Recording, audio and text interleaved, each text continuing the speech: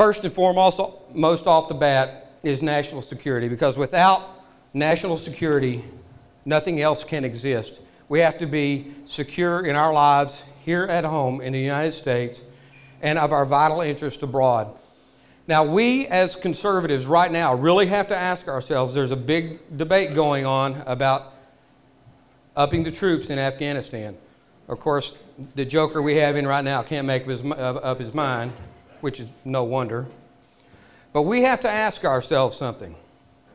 Do we have the will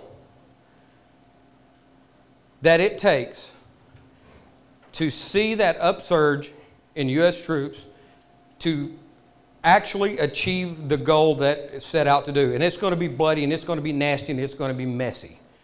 To do what it really takes to avoid a protracted situation, which that's what it's in right now. We're very close to that. But we really need to ask ourselves that, because there is a debate within the conservative bunch themselves. The Democrats don't, they just want to leave it off, or the liberals off to the side. But everyone needs to think about that. I think about that. I'm going to be honest with you. I don't think the political will exists in Congress to carry it out. I think they're going to get cold feet. Next is economic security. I was talking with a gentleman on the way up, and I want to be real quick with this story. He said, as I was being raised by my parents, we weren't people of means. We weren't wealthy. We didn't lack for anything, but we weren't wealthy. But my parents did for me what they could.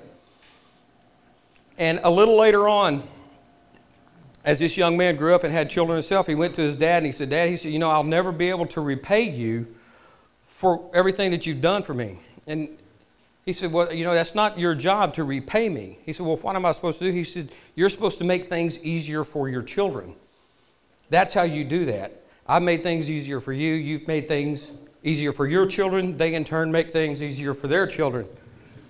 This economic situation that we're in, monetizing the debt, borrowing 50 cents, roughly 50 cents for every dollar that we spend, are we doing our children and our grandchildren any favors?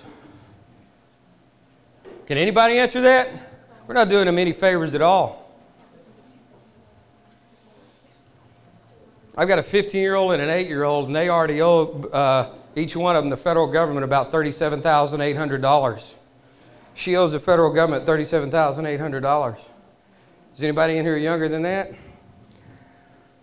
That's exactly the way it is. We have to, again, ask ourselves some very tough questions, because we're going to have to start cutting things that we probably don't want to cut, but we're going to have to look at it very seriously and make some very tough decisions, and we're going to have to make those cuts. Are y'all willing to do that, to give your children a brighter future? I am. I'm willing to make the sacrifice. That's the reason with Social Security, this is where Boren and I really differ, because he swears up and down he would never ever consider allowing the money to be in the hands of the people who actually earned it. He still wants it to go through government. I think that we need to start paring that down, small percentage amounts at a time over several years, turn it back over to us. But in the meantime, we owe a debt to the people that already paid it. This gentleman right here. These gentlemen over here. It's our burden. It's my generation and the generation below me. It's our burden to make sure that we take care of that.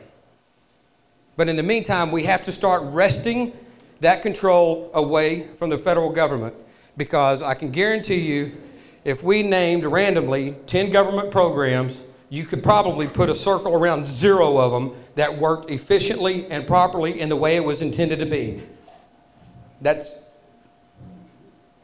common sense for us to do. That's a common sense approach.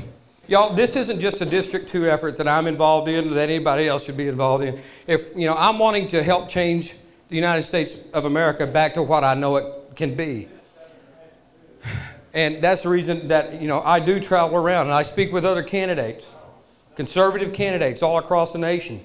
And we go to different things and we speak about these conservative values and the idea of liberty and freedom and how it helped define the American character. But with y'all's help, I can guarantee you that I will do what I say. I have no choice. I'm fourth generation, southeastern Oklahoma, District 2. I can live anywhere. I'm very fortunate. I'm not rich by any means, but my upbringing, I could be anywhere in the world. I have chose to live and to raise my kids in southeast Oklahoma, and that's where I'm going to be.